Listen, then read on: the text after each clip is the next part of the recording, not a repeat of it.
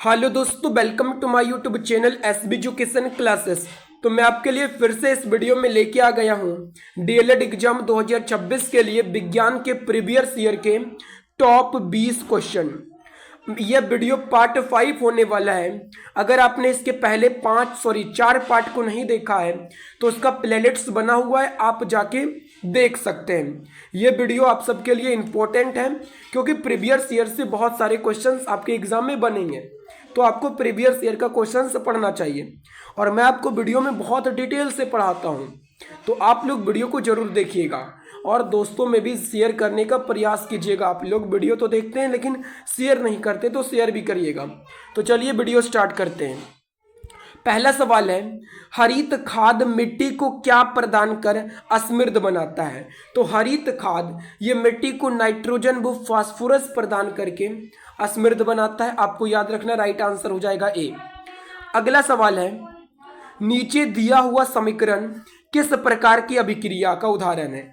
ये जो समीकरण आप देख रहे हैं नीचे में, आपको बताना ये समीकरण किस प्रकार की अभिक्रिया है।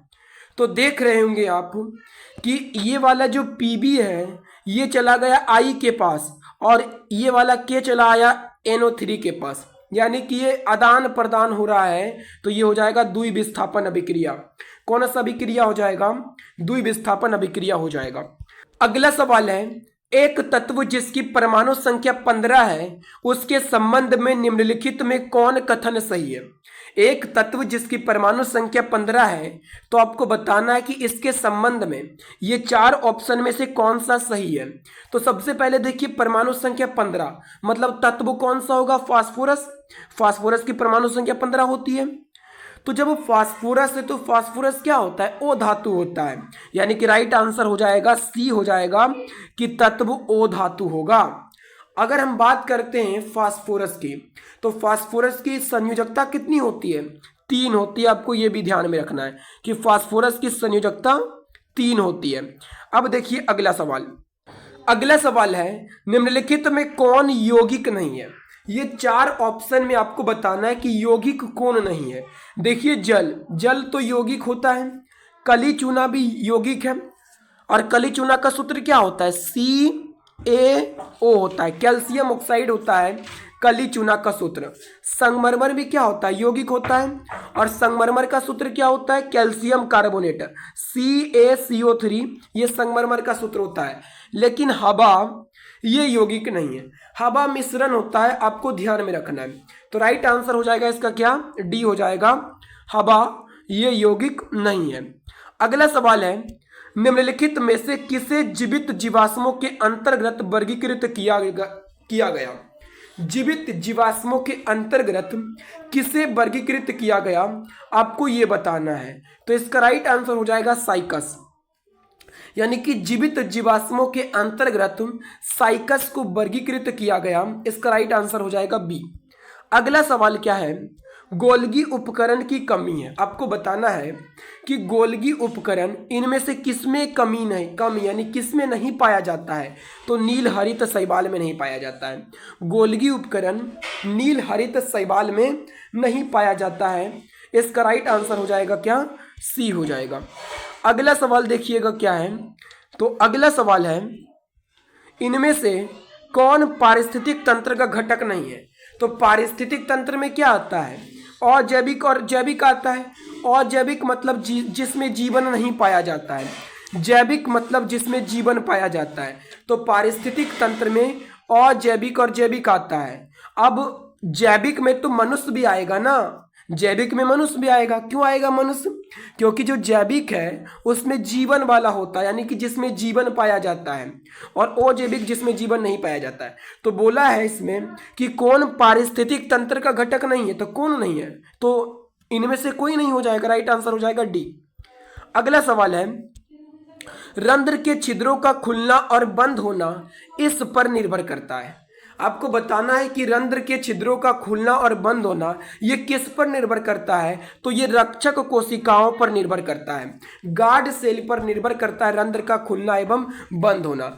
रंध्र ये पत्तियों में पाया जाता है, छोटा छोटा छिद्र होता है, और रंध्र से ही जो है पत्तियों में गैसों का आदान प्रदान होता है। आपको ये भी जो है ध्यान में रखना है। अगला सवाल देखिए क्या है, मानव युग्मनज और मानव शुक्राणु में गुणसूत्रों की संख्या का अनुपात। तो मानव युग्मनज और मानव शुक्राणु में गुणसूत्रों की संख्या का अनुपात कितना होता है? तो 2:1 होता है। राइट आंसर हो जाएगा ए हो जाएगा, 2:1 होता है मानव युग्मनज और मानव शुक्राणु में गुणसूत्रों की संख्या। राइट आंसर हो जाएगा ए हो जाएगा। अब युग्मनज क्या होता है, देखिए कि जब नर युग्मक और मादा युग्मक आपस में मिलते हैं तो युग्मनज बनाते हैं। क्या बनाते हैं? युग्मनज बनाते हैं। आपको यह भी ध्यान में रखना है। अब देखिए अगला सवाल, अगला सवाल है, इनमें से कौन सा स्वतंत्र रूप से गिरते हुए के लिए सत्य है? बताना कि इनमें से कौन सा स्वतंत्र रूप से गिरते हुए वस्तु के लिए सत्य है। जब वस्तु स्वतंत्र रूप से गिरेगी तो उसके लिए इनमें से कौन सा सत्य है? तो राइट आंसर हो जाएगा सी, इसमें निरंतर गैर शून्य त्वरण होता है, यही सत्य है। राइट आंसर क्या हो जाएगा? सी। अगला सवाल है कि हाइड्रोजन गैस से भरे गुब्बारे को हवा में छोड़ने पर गुब्बारा क्या होता है?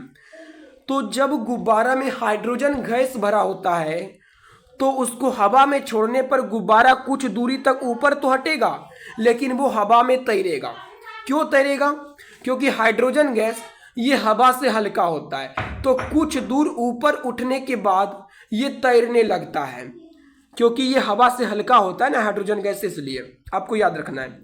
अगला सवाल है, एक तरल जिसका घनत्व मरकरी के घनत्व से 2 गुना है का उपयोग बैरोमीटर में किया जाता है, तब एक वायुमंडल दाब द्रव के कितना सेंटीमीटर के बराबर होगा? तो कितना सेंटीमीटर के बराबर होगा? तो 38 सेंटीमीटर के बराबर होगा। राइट आंसर हो जाएगा डी। अगला सवाल है, ध्वनि उत्पन्न होने के बाद उसके बहुत देर तक बने रहने का उपयोग किया जाता है। तो यानी कि जब ध्वनि उत्पन्न होता है तो बहुत देर तक बने रहने का उपयोग किया जाता है। तो स्टेथोस्कोप, तुरहिया और मेगाफोन तो सभी में किया जाता है। राइट आंसर हो जाएगा डी। अगला सवाल है, इनमें से कौन प्राकृतिक संसाधन नहीं है? प्राकृतिक संसाधन जो पहले से मौजूद है पृथ्वी पर उसी को तो कहते हैं प्राकृतिक संसाधन। तो मिट्टी प्राकृतिक संसाधन है, पानी भी है, वायु भी है। लेकिन बिजली प्राकृतिक संसाधन है? बिजली पहले से मौजूद था? नहीं ना था, बिजली को मानव बनाया। तो कौन नहीं है प्राकृतिक संसाधन? तो बिजली नहीं है। अगला सवाल है, इनमें से कौन सा लवण जल की अस्थायी कठोरता का मुख्य कारण है? जल की अस्थायी कठोरता का मुख्य कारण कौन सा लवण है? तो इसका राइट आंसर हो जाएगा मैग्नीशियम सल्फेट। राइट आंसर हो जाएगा ए हो जाएगा। जल की अस्थायी कठोरता का मुख्य कारण क्या है?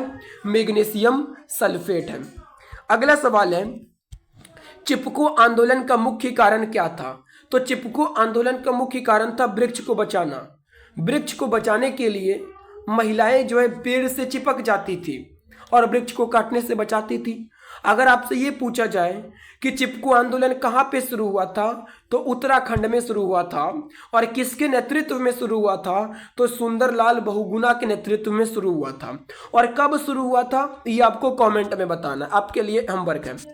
अगला सवाल है, कच्छ और खंबात की खाड़ी में किस प्रकार की ऊर्जा के विकास की संभावनाएं हैं? तो कच्छ और खंबात की खाड़ी में कौन सा ऊर्जा के विकास की संभावना है? तो इसका राइट आंसर क्या हो जाएगा? ज्वारीय ऊर्जा। क्या हो जाएगा इसका राइट आंसर? ज्वारीय ऊर्जा की संभावना है। अगला सवाल देखिएगा, ताप बढ़ने से चालक का प्रतिरोध क्या होता है? तो ताप बढ़ेगा ना तो चालक का प्रतिरोध भी बढ़ता है। राइट आंसर हो जाएगा ए हो जाएगा। अगला सवाल क्या है, डायनेमो में क्या होता है? तो यांत्रिक ऊर्जा को ये विद्युत ऊर्जा में बदल देता है। डायनेमो यांत्रिक ऊर्जा को विद्युत ऊर्जा में बदल देता है।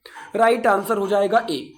अगला सवाल है, लास्ट सवाल है कि रेटिना प्रकाश को परिवर्तित करती है। तो रेटिना प्रकाश को विद्युत सिग्नल में परिवर्तित करती है। किसमें? विद्युत सिग्नल में। अब यहां से कौन कौन सा सवाल बन सकता है कि रेटिना पर प्रतिबिंब कैसा बनता है? तो वास्तविक बनता है, उल्टा बनता है, और जो है रेटिना पर बनता है। यानी कि जो प्रतिबिंब बनता है वो वास्तविक और उल्टा बनता है। ये भी आपसे पूछा जा सकता है, आपको याद में रखना है। और पूछा जाता है कि नेत्र लेंस कौन सा लेंस होता है, तो उत्तल लेंस को नेत्र लेंस कहते हैं। आपको ये भी ध्यान में रखना है। तो ये थे टॉप 20 सवाल जो बार बार डीएलएड एग्जाम में पूछे गए हैं।